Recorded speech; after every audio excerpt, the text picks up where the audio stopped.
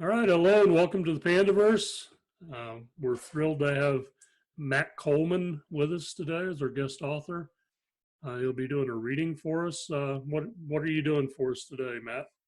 So I'm going to read from A Rocky Divorce, which is my most recent novel. Came out toward the end of last year, I think. I don't know. Time has no meaning anymore. I don't know when it is any more than anyone else. We don't know what anything is anymore. But I think it came out sometime last year in maybe October, if that's still a thing. Does that still exist? I don't know. I think so because Nola's got a book coming out though. It's good to know. Hopefully we will see it.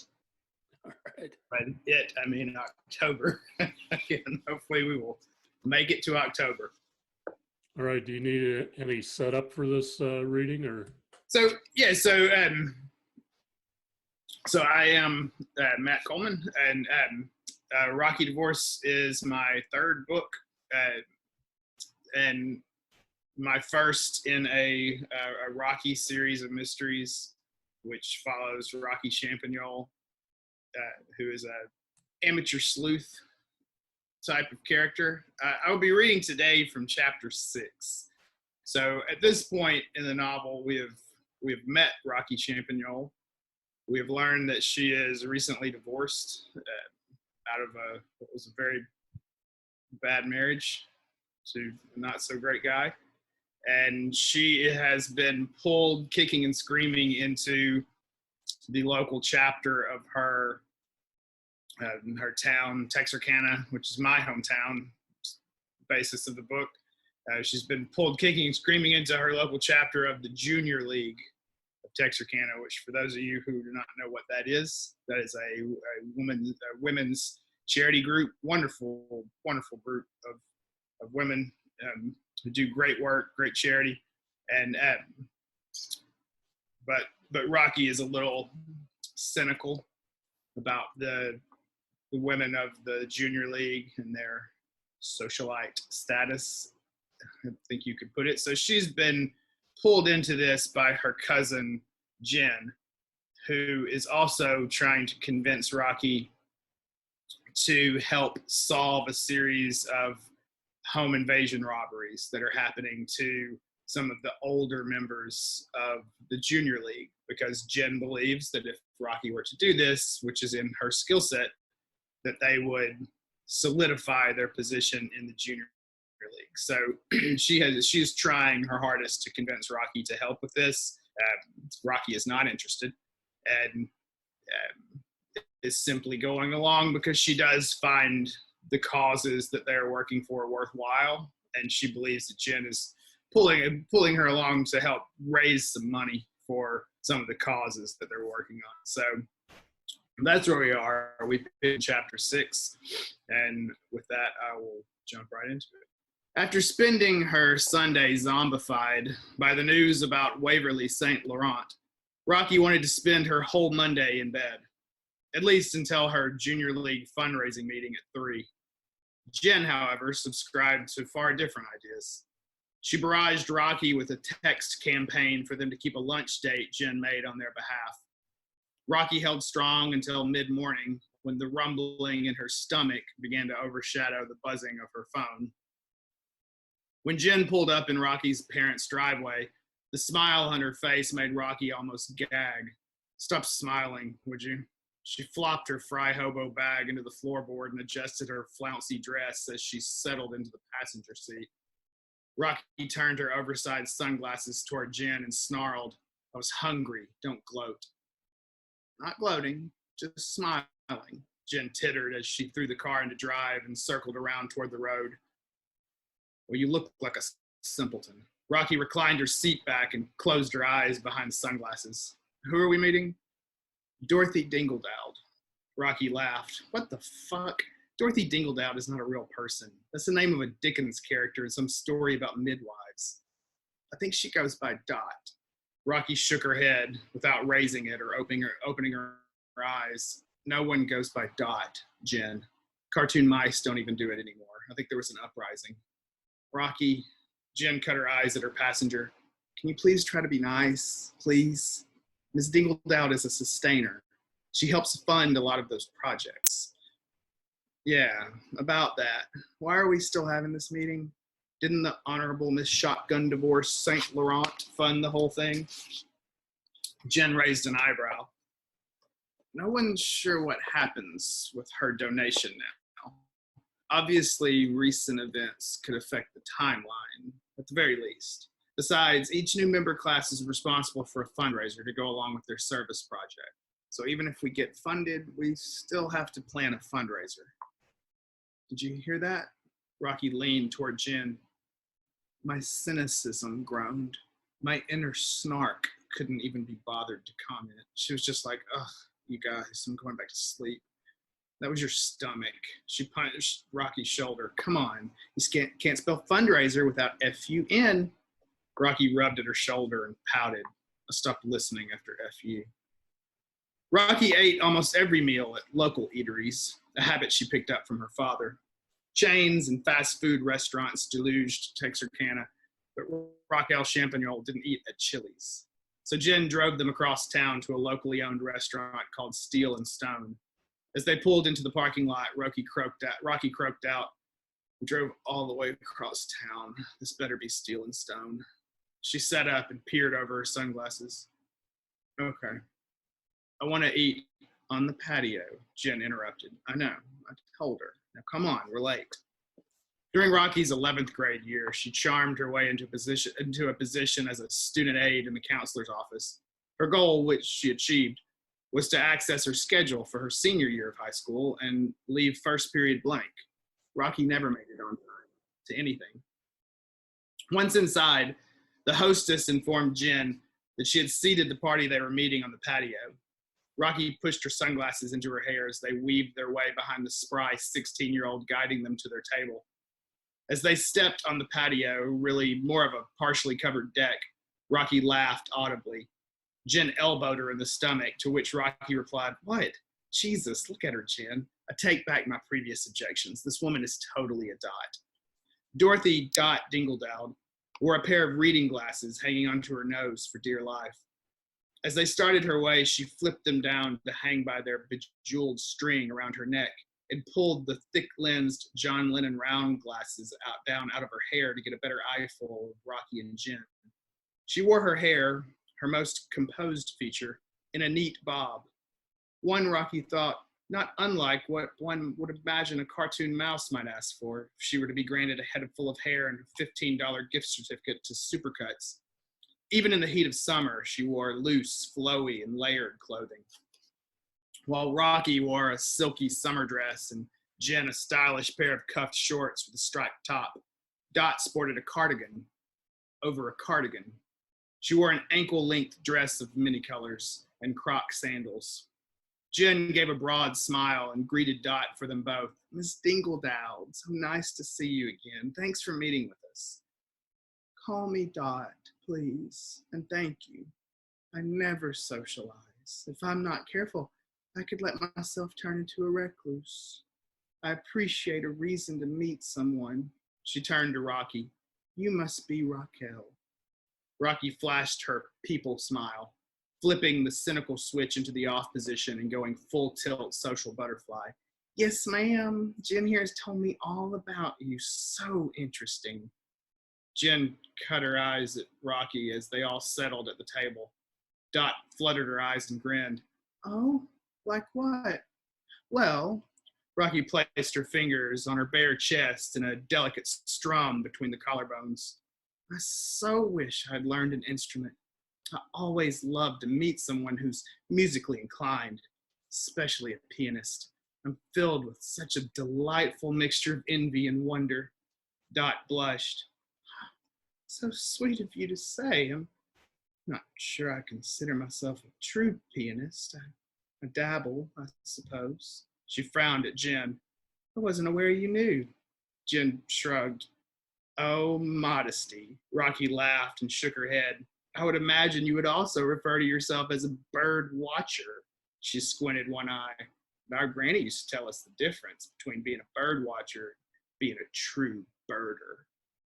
Dot's eyes grew wide, and she looked back and forth between the two Champagnole girls. Jen swallowed a lump in her throat, but Rocky never broke stride. Our granny used to keep us enthralled for hours, rattling off names of rare birds she spotted right here in Arkansas. Dot nodded, bristling with enthusiasm.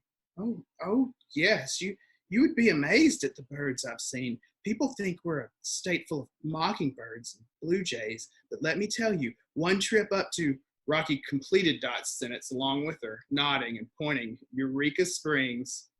They both chortled, and Jen joined in with shaky, nervous, breathy laughs.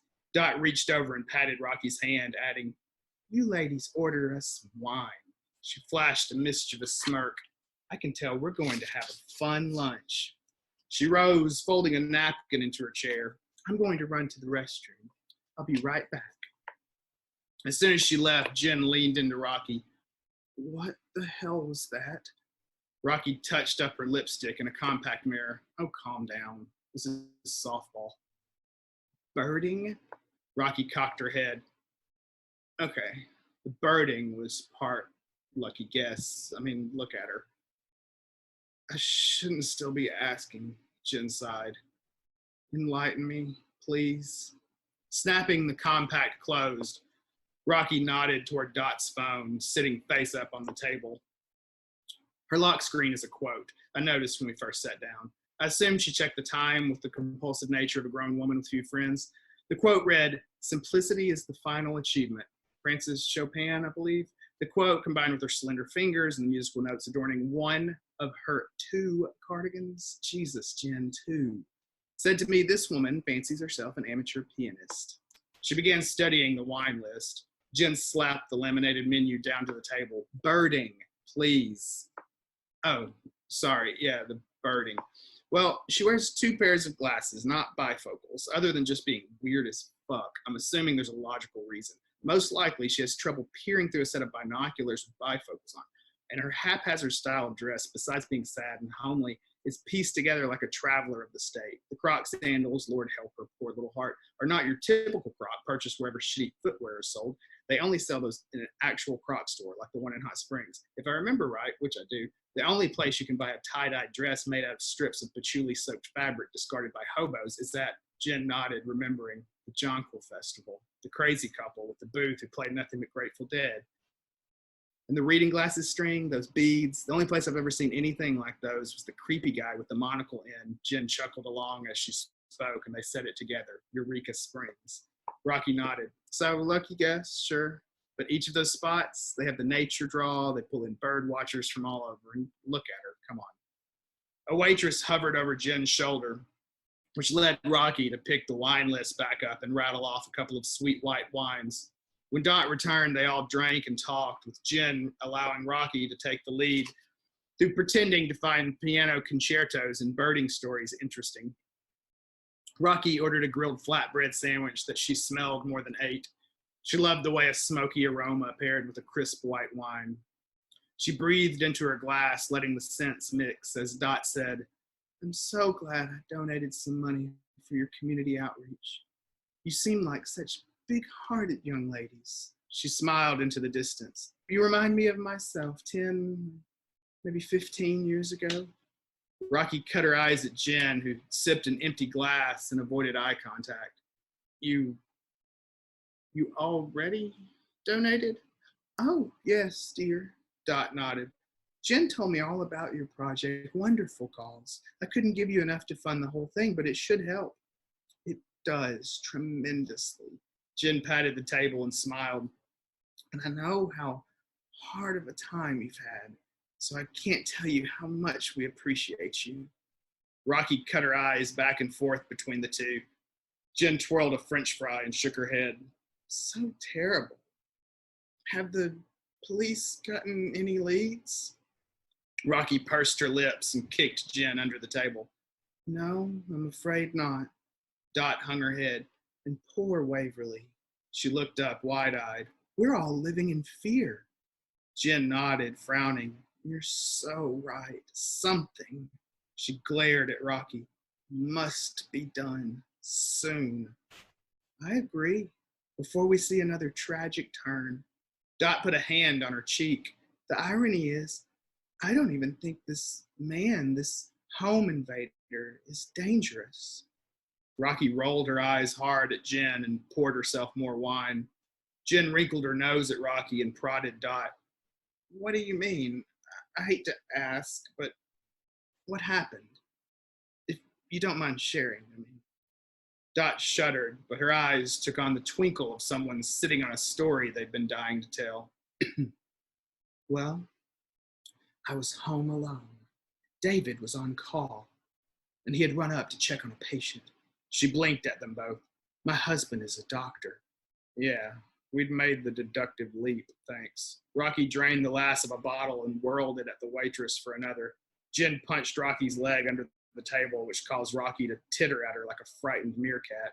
But she relented and forced out a sober, I mean, this isn't about your husband, Dot. Our only concern is how the calamity affected you. Dot squinted at her and nodded. You're right, Raquel. You're absolutely right. I was terrified and alone. The young man stormed through the downstairs living room. Did you get a look at him? Jen asked. Rocky wobbled over the table. You say that as if you have an upstairs living room. Yes, we do. Huh. Jen nudged Rocky's arm, causing her to almost hit her head on her plate. Dot continued. He wore a mask and a ball cap, black, plain, dingy. So no, I couldn't see his face at all. White man, average height, had on an army green field jacket. It was lightweight, but he must have been burning up. He rummaged around, picking up things, tossing them like a savage. Horrible. Jen clucked her tongue. What kinds of things? Dot looked at Rocky's confused grimace and shook her head. I don't know, family photos, keepsakes, searching for valuables, I presume. Did you go downstairs? Jen showed genuine concern. Do you own a gun? Dot and Rocky answered in unison, no. Rocky coupled her answer with a tipsy chuckle. Jen kicked her under the table. Rocky responded with an up and down wave of her hand in Dot's direction. Fortunately, Dot closed her eyes when she answered and shook her head with them still squeezed shut. No. We detest violence. I did call down to him, though. I asked him very politely to leave. Rocky opened her mouth and Jen shoved a fry into it. Dot continued. He was so polite. As soon as he spoke, I must say I felt no fear. I'm not suggesting he shouldn't be arrested, but I do not believe he intends to hurt anyone.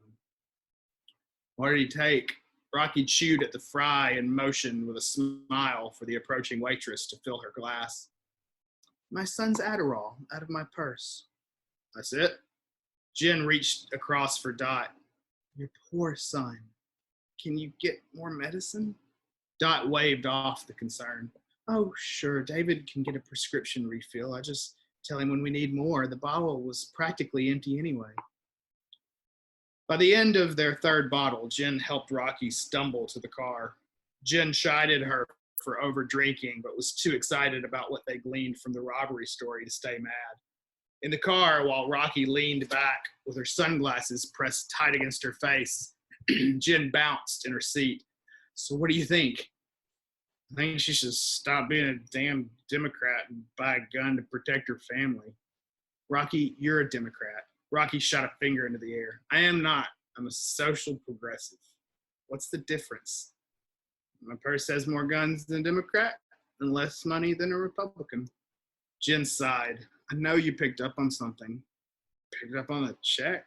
Rocky mumbled. Thought Richie Doctor's wife was paying. I would have stopped at 2 bottles. You know, her husband, Rocky interrupted her. Stop right there. I don't want to hear about her husband. All these women are so preoccupied with their husbands. We're women, capable women. We don't need men to prop us up anymore. All right, before you burn your bra, run in here with me for a second. Jen nodded toward a house. She only drove for a short ways before whipping into a driveway of a 2-story colonial house in an older neighborhood on the Texas side of Texarkana. Rocky stumbled out of the car, retorting, "Joke's on you, wise ass. I'm not wearing a bra." She peered over her sunglasses. "Where are we?" Jen strided up the front walk to the door. Elaine Maplethorpe's house. Rocky tilted her glasses so they rested crooked on her face. She closed one eye and took in her surroundings. Spinning and shimmering pinwheels on stakes filled the yard. An artificial tree made out of colored glass bottles stood on one side. A triangular rainbow flag hung from the front porch. Rocky did her meerkat impression again. "Where are we?" Trotting to catch up, Rocky reached Jen as Elaine Maplethorpe answered the doorbell. Elaine flung open her front door with dramatic flair. She could have been anywhere between 50 and 70, with silvery hair flowing down past her chest. Mixed among the long white strands of hair were colorful feathers. She wore a puffy orange shirt with purple stitching. Her purple dress crinkled and bunched at her bare feet. She wore several toe rings and countless other pieces of jewelry, bracelets and necklaces and rings. A fog of incense followed her to the door, and she held her hands up into the mist as if she held it indoors. When Elaine saw Jen, she squealed. Jen returned the squeal in a lower decibel. Elaine pulled her into a tight hug, saying through gritted teeth, "Jennifer, Jennifer, Jennifer, I'm so happy you came to see me at my home." She released her and stepped back with wide eyes. "What am I doing? Come in, please. Come in and let me fix you a drink." Elaine whirled and disappeared into the fog. Jen turned to Rocky and motioned her inside with a head. Rocky pointed into the house. "You know this fortune teller?" Jen responded by entering the house, forcing Rocky to continue following her at her heels. Inside, Elaine invited them to sit on her colorful floral couch while she retrieved some tea from the kitchen. Stones and crystals and tapestries littered the dark house. Elaine returned with a tray of tea, steaming with a faint trail of jasmine-scented smoke. She poured them each a cup, apologizing. "It's a little weak. I'm so sorry. Would you like some sugar? How do you take your tea?" "Cold and sweet. I don't like hot liquids." Jen elbowed Rocky, knocking off the sneer Rocky gave to the cup offered her. "I mean, this is perfect. Thank you. I like my tea like I like my men. Transparent, bitter, and disappointing." Elaine smiled. "You must be Rocky. I've heard about you." Rocky pretended to take a sip and set the cup back down, raising her eyebrows in a non-verbal compliment of thanks. After Elaine poured Jen a cup, to which Jen added several spoons of sugar, they settled into small talk for a moment before Elaine sprung up. "Oh, Jennifer, let me get you a check before I forgot." Rocky turned to Jen as Elaine scrambled off and mouthed, "Check." Jen nodded, and Elaine came back to the room writing in a checkbook. "I can only donate 1,000, but every little bit helps. Such a wonderful cause." "Oh, this is more than generous. Thank you so much, Elaine." Jen nodded and accepted the check with a bowed head. "And herewith," she paused, eyeing Rocky, "everything you've been through." I love that book. I looked it up while you were reading. It was released in September. September of last year. Okay. September, yeah. That's close. That's like the month before October, right? Okay. So, It's almost been a full year. Yeah, almost a full year. Rocky is an interesting character. She's very well developed. I think that's exemplified by what you read there. She's snarky, sarcastic. She's well on her way to becoming an alcoholic. Potentially. Yeah, potentially. And she's got some skills as an amateur sleuth. And you kind of pick that up too as part of the reading. She notices she's got an eye for details and she can connect things together. And in the course of the story, she gets roped into investigating some things. Yeah, it kind of snowballs on them a little bit.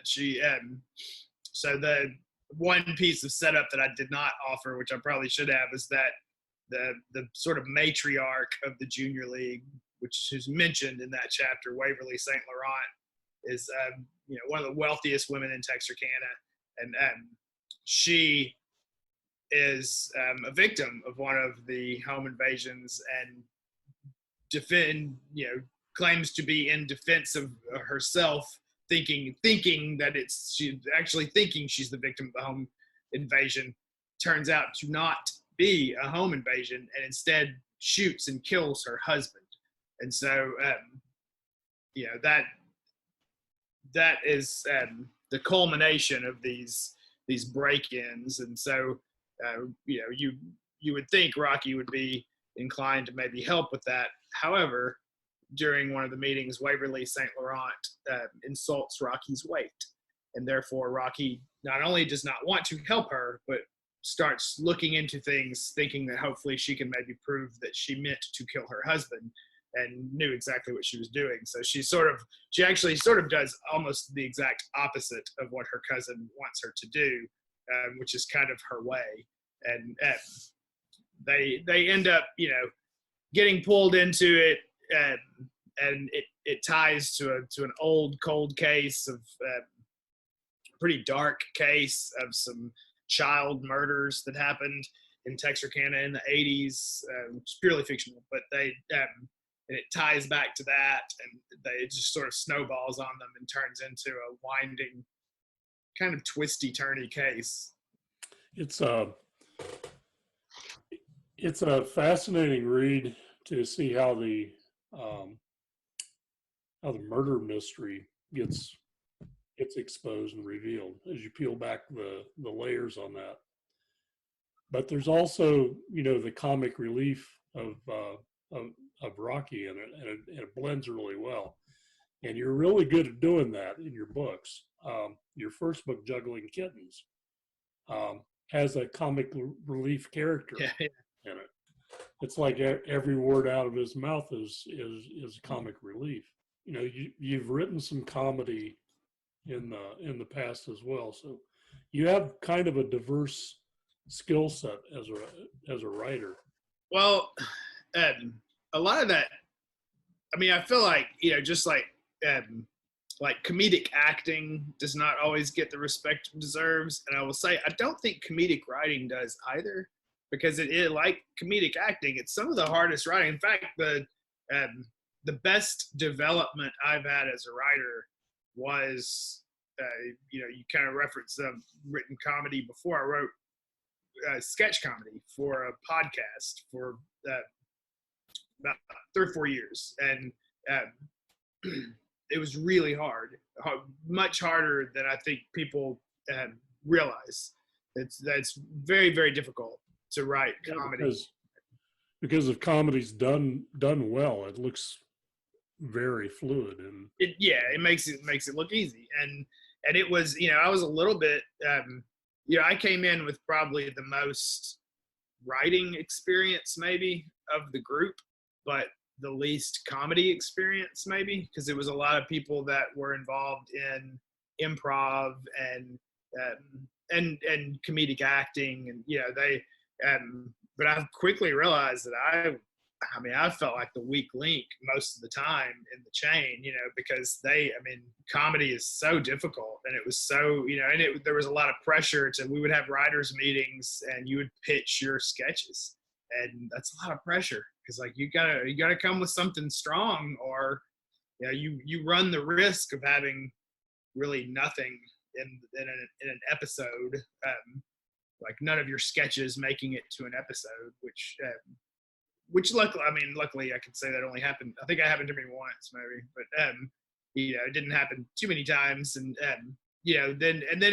then I learned a lot from throwing those sketches out and hearing the editing process sort of happen in real time, like as we would do, I guess what amounted to kind of table reads of the sketches. Like somebody would have a sketch to pitch, we would have it written for the writers meeting, and a couple of people would take on roles and just read it, not including the writer.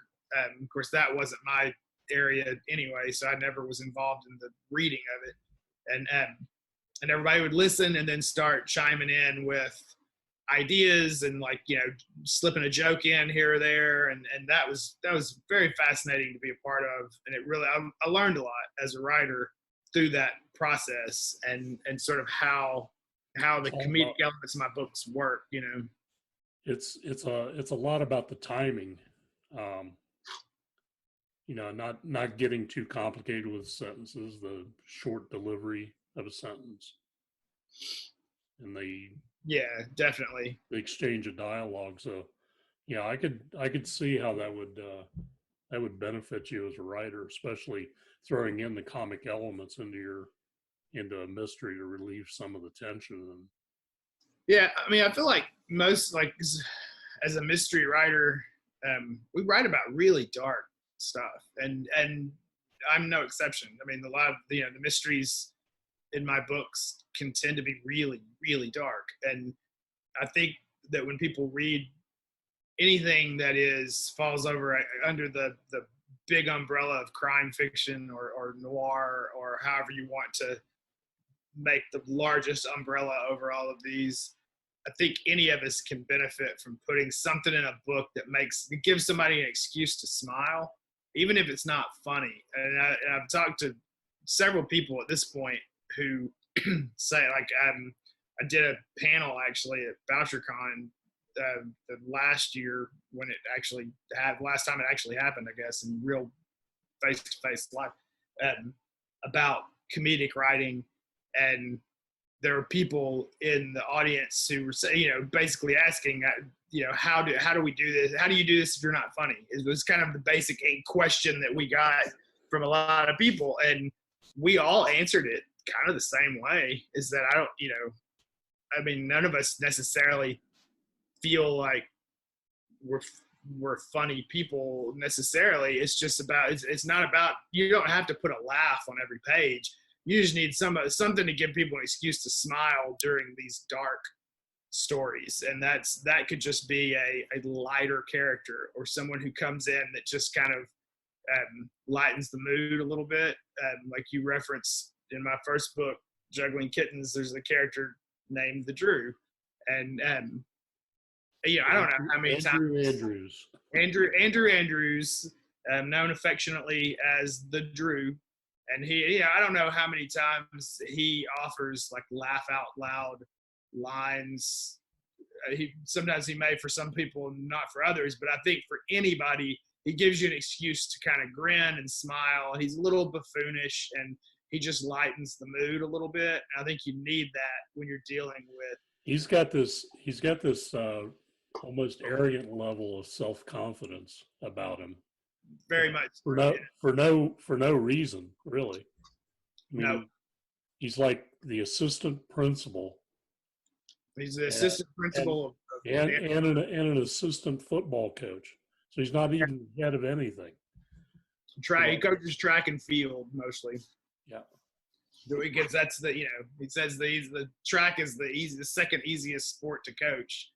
The first easiest being field. And he coaches them both, and he is the assistant principal, it's a small district, and so he's kind of the head principal over the junior high school, which is a couple of grade levels, which makes him the boss of the main character in Juggling Kittens, Ellis Mazer, who is a first-year teacher, and that's how they get connected. And so he's a very confident individual. He has earned his amateur detective, his private investigator's license, which he frames and displays proudly on his wall.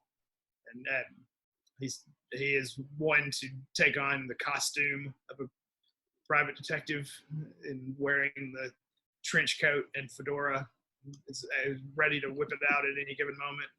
And he's very, very confident person. Yes. And then that plays off against Ellis Mazer being kind of retiring a little bit to that. He's not an in the face type of guy. He's a teacher. He wants to do the right thing. Yeah. No, he's definitely, Ellis Mazer is very much the beta male.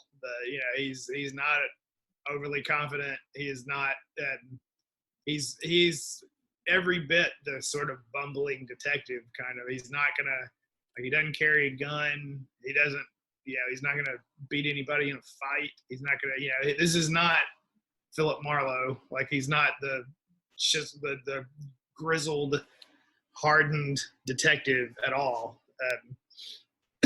And he kind of stumbles into the mysteries that he gets into for the most part.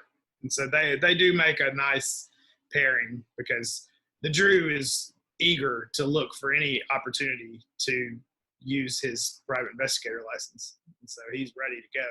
Ellis Mazer, on the other hand, does not necessarily want to do any of this, but continues to find things that pull him into them. Yeah, and again, you're peeling back the layers of a mystery that's a lot deeper than they think from the outset. I've heard a rumor that there's a second book in that series. Yeah, that's what I've been working on. It's in late draft stages, I would say. That I'd always planned on Juggling Kittens to be the beginning of a series of Ellis Mazer, and that's, it took a little while to kind of come back around to it. It's Juggling Kittens is a very autobiographical book, very, very, and I've never been involved in mystery solving, but I was a first-year teacher in a school very much like the one written about in Juggling Kittens, and I did. Ellis Mazer is, while he's a first-year teacher, he's also expecting his first child, which that all happened to me. Everything from the book that is written about the teaching side of his life is 100% factual. That all happened to me very much, and all of the things that happened at home in Juggling Kittens all happened. The mystery is purely fictional, but the rest of it is very autobiographical. And so moving forward meant sort of following that same thread and continuing to kind of unravel it. And, I, like anybody else, life happens, and things in my life started to happen that made it very challenging to keep unraveling, keep pulling on that thread, and thinking about, how much is Ellis Mazer going to continue to be like me, and I, it really, it really put me in a place where, like, is this going to be cathartic? Should I follow this road because it'll help me to deal with some of the things that happened in my life, or is this going to be destructive? Is this bad to, like, keep picking at a scab? Is that what am I picking at a scab and not letting it heal by doing that? And so I finally got to a place that I felt good about where I was headed with it, and Ellis Mazer is beginning to veer away from me in some pretty important ways that kind of helped me to keep writing it. And but it was a lot of fun. Yeah, the second book picks up 3 years. So in the first book, for anybody that doesn't know, the first book, Ellis Mazer was a first-year teacher, an expectant father, and he had a 7th grade student who stopped coming to school. And he discovered that he was the only person, Ellis Mazer was the only person who seemed to care that the kid wasn't showing up anymore. So he went looking for him and enlisted the help of the Drew, his principal, amateur private investigator. And they went looking for this missing student, which led them into a much deeper, bigger, darker mystery of a missing little girl, a 6-year-old little girl who was connected to this student. And it ended up turning into a much larger issue, sort of pitted them against the son of a local Baptist preacher who is a very, blonde-haired, blue-eyed, Eagle Scout sociopath. And they butted heads with him right to the last page of the book, pretty much. And so this book picks up 3 years later. Ellis has actually written about what happened in the events of Juggling Kittens and got it published in a magazine, made a little money off of it. He was not able to write about all aspects of it because he could not prove all aspects of it, namely anything dealing with the son of the Baptist preacher who's named Danny Mallory. And that sort of haunts him. And so 3 years later, he is teaching part-time adjunct classes at his local community college. He teaches, but 5 classes a semester, some night classes to make ends meet, and is still, made a little money off of this article that he's written. And he finds out that Danny Mallory is actually taking classes at the community college, and his growing obsession with this kid starts to overpower him. He starts to follow him. He's desperate to find any evidence that links Danny Mallory to anything that he's done that Ellis thinks is a number of things that are monstrous. And so he becomes somewhat obsessed with the kid. And at the community college, there is a student, a woman who's murdered in the library, and accused of the murder is a professor, a teacher at the community college that Ellis has grown really close to, really fond of. And the teacher reaches out to Ellis Mazer and asks him to help prove that he didn't do this, because he's read what he wrote about in the events of the first book, and he knows that he has sort of done this before, and he wants him to do it again. And he tells him that he needs him to help. He, wants him to help him because he believes that the real killer of this girl is a student of someone that he knows, which turns out to be Danny Mallory. And that pulls Ellis in because he sees it as an opportunity to prove that maybe Danny Mallory has actually done something. And so, and of course, he's going to solicit the help of. And the Drew, he solicits the help of the Drew. We also meet some additional kind of cast of helpers that Ellis is beginning to accumulate, people that are kind of part of his team, all of which are far better investigators than he will ever be. He just sort of, has a way of keep plodding forward and having people to help him, help him look into these things. And interestingly enough, this is happening within the same fictional universe as based on the very real universe of Texarkana, which is where I live. So it's the same fictional universe as A Rocky Divorce. And so there are a couple of crossover characters that show up that are in A Rocky Divorce that are also in the second Ellis Mazer book. That's great. So that you start to see a little bit of crossover there. So you might actually have a book in the future that has Rocky in it with Mazer, and it's very possible. Rocky is. Rocky and the Drew would be hilarious. Yeah, I mean, this is the second Ellis Mazer book is taking place, like I said, 3 years after the first one. The first book takes place in 2001, and so this is around 2004, which means their ages. Rocky at the time would be about 17 or so. So they have to catch up. She'll have to catch up to where she is an adult doing things that, because Ellis is about 11 years older than she is. So he's a little ahead of her in investigating things. But even a 17-year-old Rocky couldn't be thrown into most of the mysteries that Ellis is working on without solving it in about 3 pages. And just, what takes Ellis 100,000 words to come up with a solution to, Rocky could suss out in about a chapter. So that's that would have to be. He's a lot slower of a detective than she is. A little slower of thought. So you had a book that came out in between. It's called Graffiti Creek, and it's a very different type of story. It's much darker. It is. It's much, and yeah, it's much more what I would call crime fiction, rather than a mystery. Although there is a mystery involved. It's a standalone book. It's about a woman who gets There's blood from the first chapter. there's blood from the first chapter, and there is a much higher body count, I guess you'd say, than than most any of my books. There's a lot of blood, a lot of violence, not as much humor. There are a couple of moments, I guess, that are a little bit humorous, but not anything like my other books.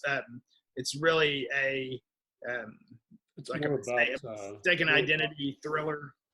Yeah, it's more about corruption too.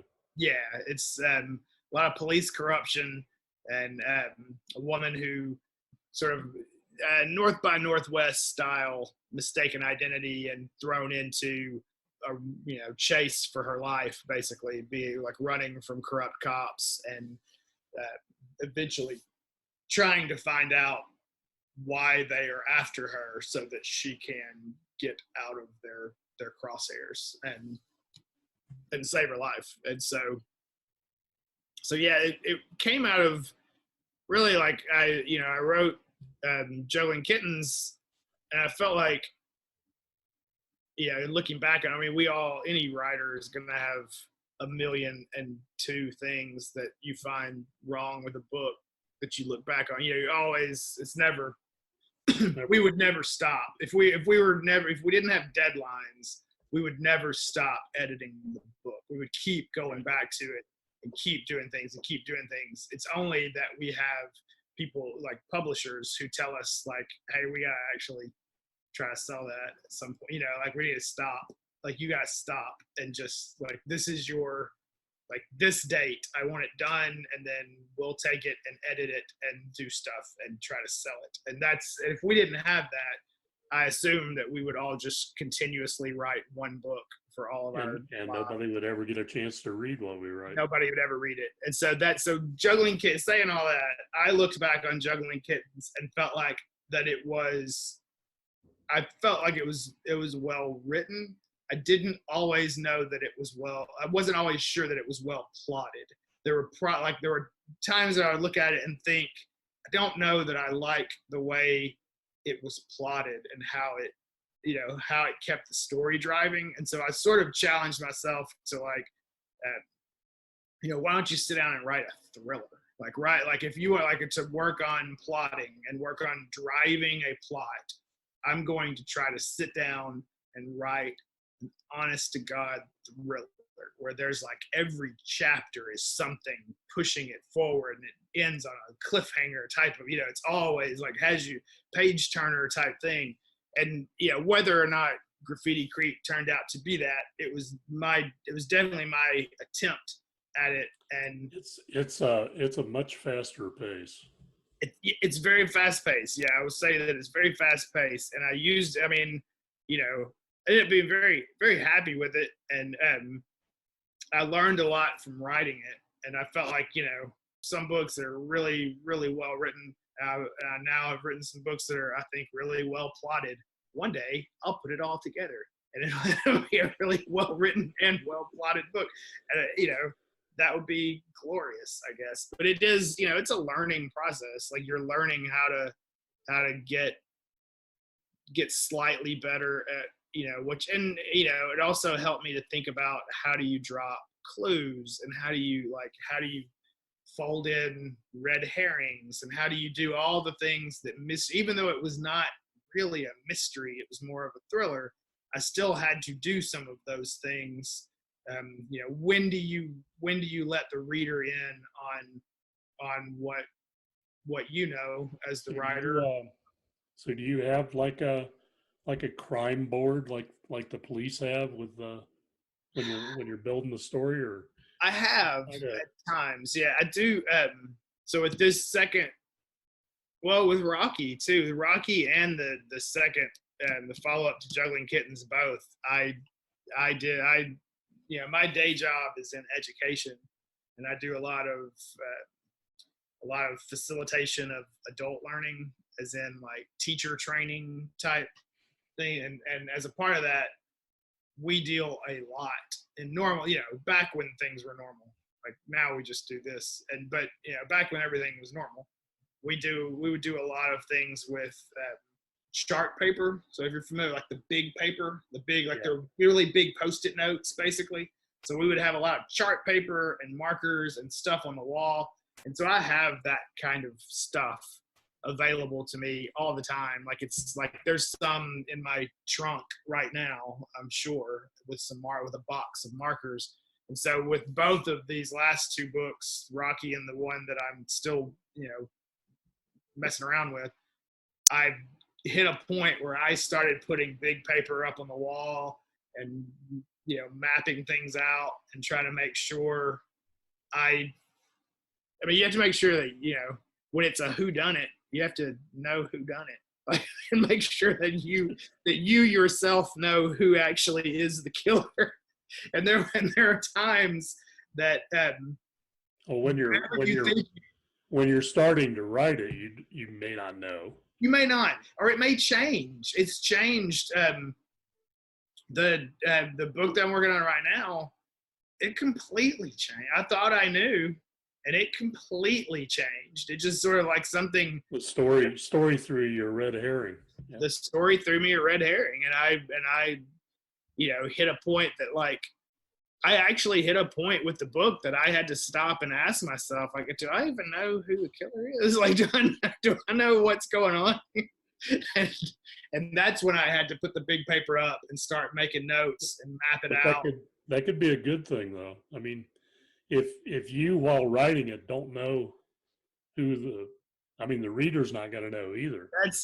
And that's what I hope for. I mean, that's, and that's what, like, I've got a draft that is in the hands of a few trusted people that I've written with, and I've that always read early versions of things, and then a couple of people that I work with a lot, and then a couple of people that are mystery writers that hopefully between all of them they'll start to tell me how obvious is it, or because it's a bit of a locked room mystery. This next Ellis May, it's a murder in a library, and there's the only person there's like surveillance footage that leads you to believe that the only person who possibly could have committed this murder is this teacher, and he's the only one who was anywhere near this girl within this one locked area of the library in the time around her death. And so I'm finding, as my first attempt at a locked room mystery, but I'm finding with a locked room mystery, you have to make sure that you are presenting enough clues, that it is sort of possible for someone to figure it out, but they can't figure it out too soon. And then also you have to make sure that you don't like cheat. Like, I think we've all read the locked room mysteries where we feel like at the end it feels like a cheat. It feels like, oh, that's like you just cheated. Like you can't, like you had some kind of cheat that allowed someone to do this, so that it's not really a mystery that I could have possibly solved. It was just a trick that I didn't know about. And so I'm hoping that I haven't done that as well, which is another thing that, there's a lot of things as a mystery writer that you have to check and double check. It's hard, really hard. It's hard. So Juggling Kittens, back to Juggling Kittens. They're making a movie of it. That is the plan. That's the plan. So what's the progress on that? Well, loop. I am somewhat. I mean, the progress has clearly stalled at the moment, because we have all stalled at the moment, and it hit so before the world ended or whatever happened back in March, late February, early March, or mid-March. It was mid-March, I guess. So before that, toward the beginning of the year, February, I think, was probably the last time. I've had communicated. There are two guys that are working on screenplay, and one of them is the one who will be directing it. The other one's just a screenwriter who's really, I think it's going to be his credit. Like he'll get the screenwriting credit, and they've both been in communication with me the whole time, asking questions more than anything else. They've been like, there was a span, or 2 different spans of time where obviously they had booked time to work together, and I got call after call after call or text or whatever from them asking questions about details of the book and you know the reason I made certain choices, and you know some of which I could answer, and some of which I could not answer, which was a little sad. But there were a couple of things I was like, shit, I don't know why I did that. I don't know. Like, what do y'all think? What should we do? And they were, you know, to which they would laugh and remind me that I actually wrote the book and I should know what to do in that situation. I didn't always know. But anyway, they have finished the screenplay. I've not read it, and I imagine they'd let me if I asked. I haven't asked. You know, it's weird. It's weird. It's one of those things that maybe you don't want to know. Yeah, I don't know. I don't know if I want to read it or just see it. You know, and but as a writer, you're going to start picking apart what they're doing in the. Oh, of course, and you know, it's your baby. You know, and they've changed and altered it, which, I mean, I'm fine with that, you know, but I think I'd maybe rather just see it, because when I see it, I don't know how much I'll pick it apart, because it'll be such a different medium. But when you're reading it on the page, it feels so similar, but then it'll be altered and changed that I don't know how I'll take it. Yeah, a lot of people don't understand. You know, there's this thing that the book's always better than the movie, but really you can't compare the two because they're completely different mediums, so different languages to communicate things. Yeah, I mean, that's like, and I think I'll be very happy to just see it and just enjoy it, you know. But no, so the stage that they have hit is that the director has a lot of contacts in, you know, the film world, in Hollywood, I guess, I don't know, wherever. They're based in movies. Yeah, one's in Northern California, and the other lives in Dover, England. So they're, you know, but they're both still as locked down as we are. And so the stage they have hit is that the director has some people that he's going to try to get attached to it, as in like actors that he would like to get. You know, he has like a list that he is not.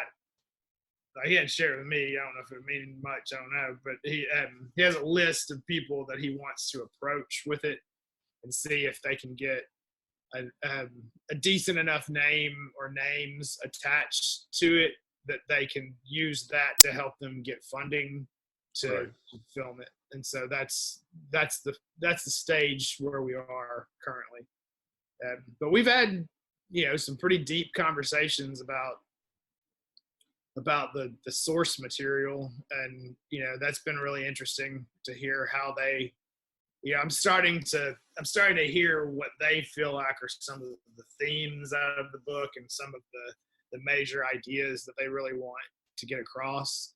And we've also had some conversations about filming it. They want to film it here in Texarkana, where it's based, and we've talked about some locations and some things like that. So it's, you know, it's clearly still moving. It's just, I'm sure it's just another casualty of COVID, you know. That would be exciting for you to have a book being turned into a film that's set in the area that you live in. I've been most excited about that, I think, of anything, that they're actually going to film it here. And I realize that has the possibility of changing depending on who's funding it, you know, like who's putting the money behind it. Could easily say, "No, we need you to like." Well, they might do, you know, some location. There'll be a few days of location and take pictures of things and then, build. Yeah. I feel like they're at least committed enough that they'll push for that, or some scenes to be filmed here or something, because they were very adamant about wanting to do it here and get the, they feel like the atmosphere of the book, the setting of the book, they both said that they feel like it's such a strong, like, setting is a very strong character kind of in that book, and they want to get it right, and they don't think they can get it quite right without being in the actual place. So right, that's pretty exciting that I'd get to maybe kind of see a little bit of it, be around for stand behind the camera. yeah, walk through a scene maybe. You don't want to play Mazer in it, right? No, I couldn't do that. Not even close. And of course, I couldn't do that for a lot of reasons. I mean, yeah. Well, Mazer's young. Oh, in this book, he's 25 years old. So he's, I left that way behind. I couldn't. Yeah, I've left that 2 times over. No. Yeah. Man, I would love it. I would love it if somebody told me I could play a 25-year-old anything. Yeah, I'd have to darken my hair a bit. Well, I've always said, and this recording is probably proof of it, that I've always said that I have a face for radio and a voice for print media. So I think I'm in the right business. You're in the right business. So I'm gonna open it up to anybody else that's here with us. I see Nola Nash is with us. I know Nola's a big fan of your work. Likewise. Yeah, Nola's a great writer. There's Nola. Hey, you know how much I love Rocky. Oh my gosh. I want to hang out with Rocky for a while. I'm excited about the next book. So what's going on with Rocky? I know you've got other irons in the fire, but.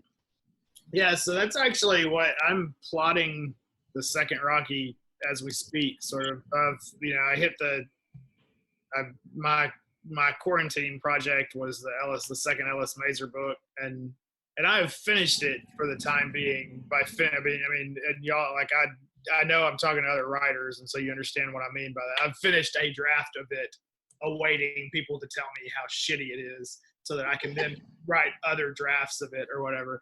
But so while I have nothing else I can give to that project at the moment. Like, I am completely spent with that. Like, I've looked at it so much now that I can't even. There's nothing I can do to it until some outsider comes in and says, hey, you should think about this, and then it might open something up. So while that's happening, I'm beginning to plot the second Rocky book, which I'm having fun with. It's still really early, but I know that Rocky. Right now. The plan is for Rocky to investigate a case that runs parallel to 2 other cases that are being looked into by Rondo Singer, who's a police officer in the first book, and H.I. Hallmark, who's a reporter, the one that gives her the pot in the first book. They are all 3, the plan currently, this could change, but they are all 3 looking into parallel cases, which, as we know, as mystery writers, will eventually likely to converge in some way. So that's the early plan, but I'm kind of plotting it out. I've been listening to a whole bunch of like true crime podcasts and like trying to get like seed ideas and kind of filter off little bits and pieces from different things that kind of help me get rolling with some thoughts about plots. That was another question I was going to have for you, is where do you get the inspiration for the mysteries that you include? So that answered that. That's a lot of stuff, because I'm very, very interested in true crime, as far as any docuseries or podcast or anything. I just devour all of it. And so And so it all just swims in this very dark place in my head, that, and then it never feels like, I don't think I've ever felt like I've just like skimmed too much from any one thing. It's not like you just take like one story that you hear and like write a fictional version of that story, but I do pick up little bits and little pieces, and like there will be some little clue or something that from one true story that I'll think like that's really interesting. That one piece is really interesting. So I don't need the whole thing. I can push away everything else, but I want to take that one little clue, that one little piece, and I want to put that in the story and then start to build around that. And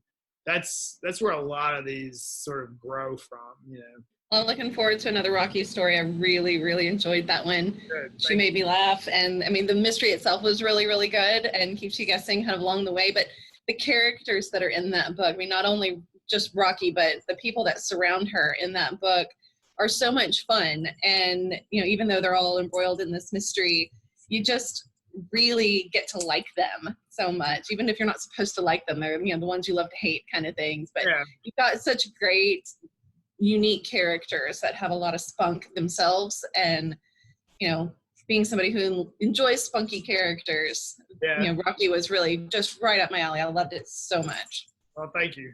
Appreciate that. Yeah, that character is based on my wife. Yeah. So she had, which I mean, I think most people know that by now. And like all the kids are like the character, like her parents in the book are based on my in-laws, and so like her cousin is a person that exists in the real world. And her, like all these people, not all of them, but most of the characters in that book are people that exist in the real world, and like eventually read that book, and I had to sort of like stand and account for what I'd done. So what did they think? How did they feel about it? They've been pretty good. There's one person that was not overly thrilled.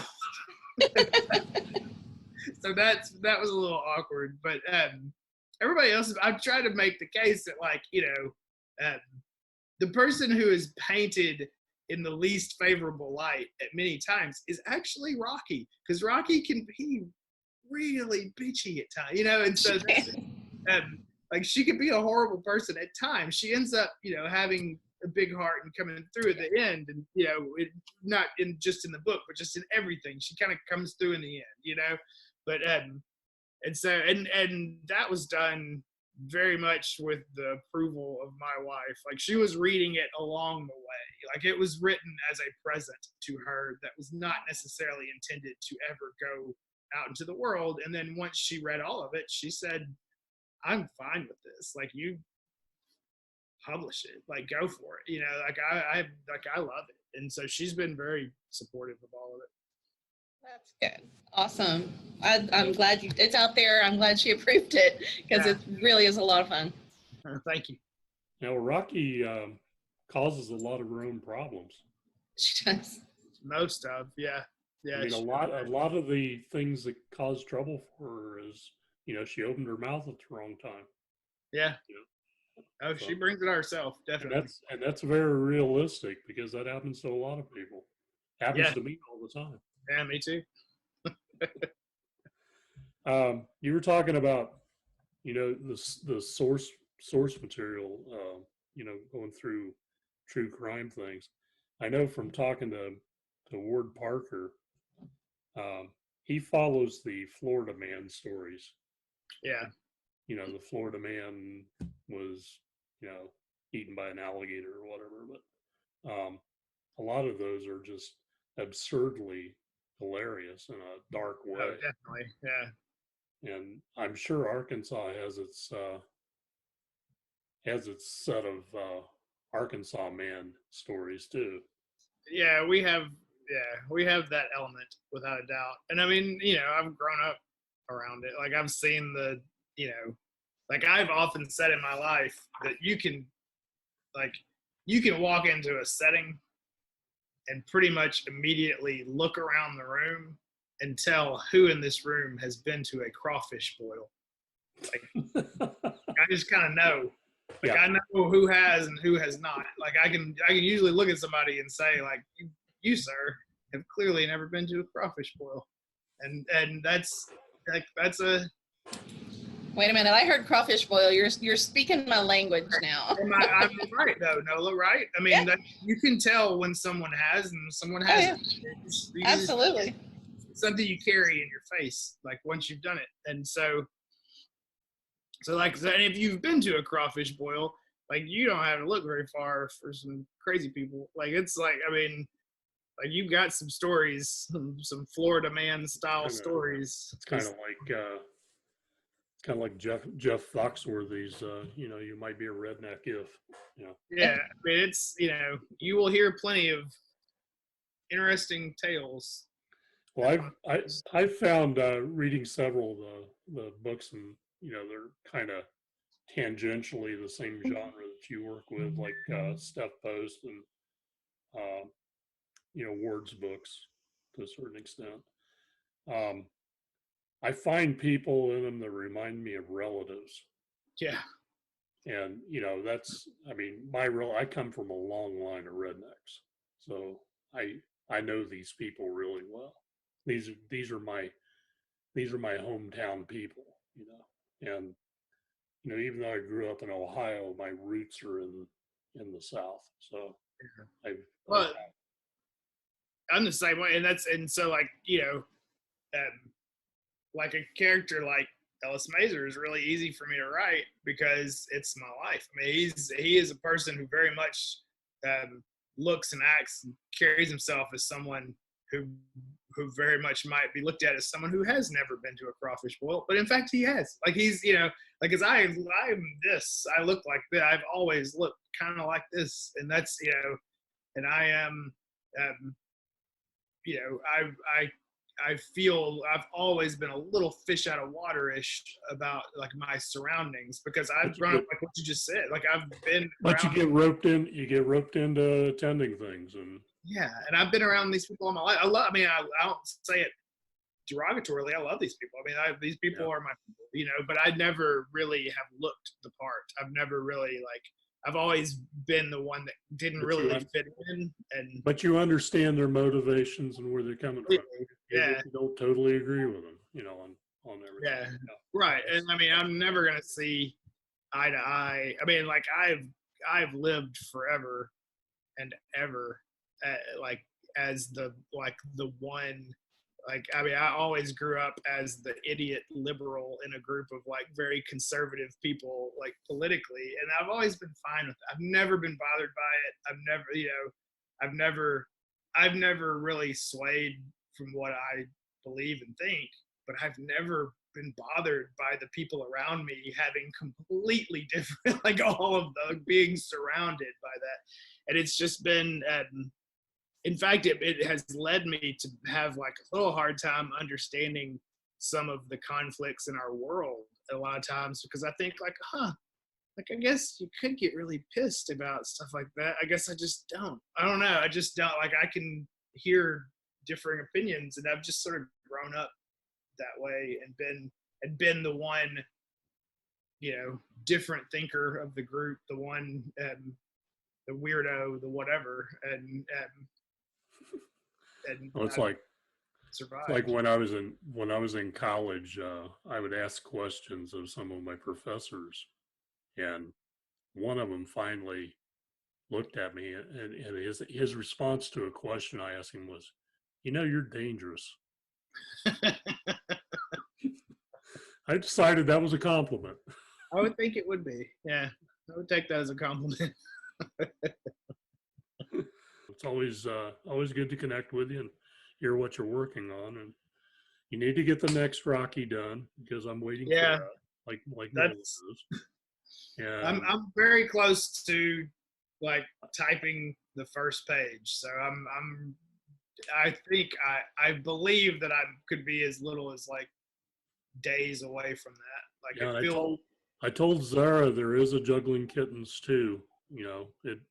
The story does exist. It does exist. She was thrilled at the news. So it's really long right now. It went Hey, if she's used to reading Elgon books, I know, yeah. so Like mine have been so short. I typically a short book writer, but this came in over 100,000 words. And, yeah, you're up in my league now. no, like the Juggling Kittens, I believe, was just maybe 72,000 or something. It was pretty short. And so this That is was, my Fried Windows book started off as 72,000. And then Zara was asking me to add a chapter to do this or a chapter to do that, and it ended up being over 100,000. yeah, So it happens pretty quick. it can happen. And I mean, this one could get trimmed up. I'm sure people might come back and say, Yeah, give it a good haircut. Our Yeah. editors are the best. So "What is this chapter? yeah. This is a stupid chapter. This has nothing to do with anything else. Just Right. take it out. Horrible. Okay, yeah, I can do that. Maybe that's a short story. I can. Take out these 17 chapters, and then you may have something."